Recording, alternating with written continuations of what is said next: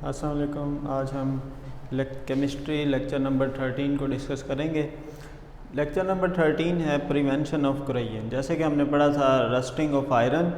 अब आयरन को रस्टिंग से बचाने के लिए या कुरैयन से बचाने के लिए हम क्या करते हैं, सबसे पहला मेथड है कि रिमूवल ऑफ स्टेन्स।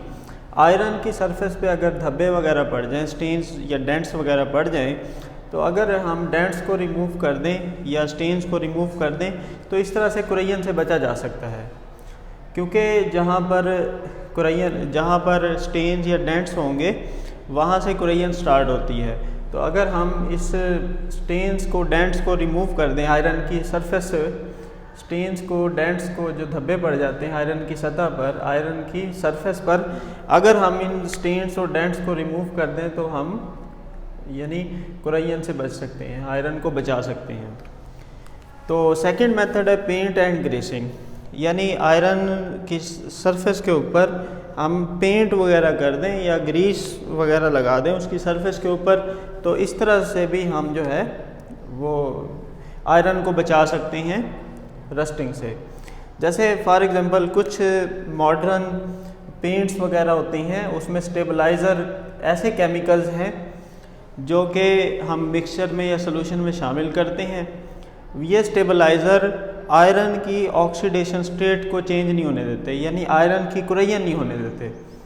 तो इस तरह के पेंट्स और केमिकल्स में ऐसे केमिकल स्टेबलाइज़र शामिल करते हैं जो कि आयरन की ऑक्सीडेशन नहीं होने देते, आयरन को Fe2 में तब्दील नहीं होने देते।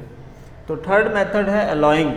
एलॉइंग ये है कि मेटल का मेटल के साथ मिक्सचर या मेटल का नॉन मेटल के साथ मिक्सचर, उसे कहते हैं एलॉय।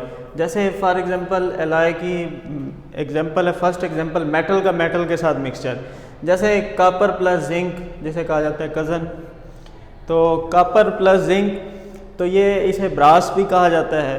अब कॉपर और जिंक को अगर मिक्स कर दें तो इससे जो है हम एलॉय बनाने से हम रस्टिंग से बच सकते हैं। इसी तरह कॉपर प्लस Sn, इसे कहा जाता है ब्रॉन्ज।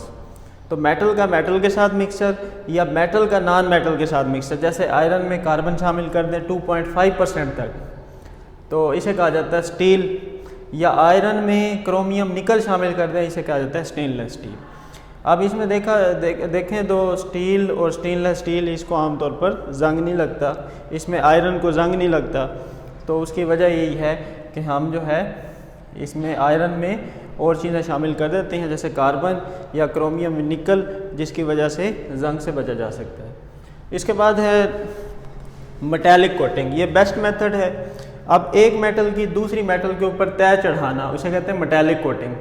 अब मेटालिक कोटिंग में क्या करते हैं, एक मेटल है जैसे जिंक, Sn, टिन या क्रोमियम, इन मेटल की आयरन के ऊपर तय चढ़ाते हैं। इन मेटल की जिंक, टिन और क्रोमियम, इन मेटल्स की आयरन के ऊपर तय चढ़ाते हैं।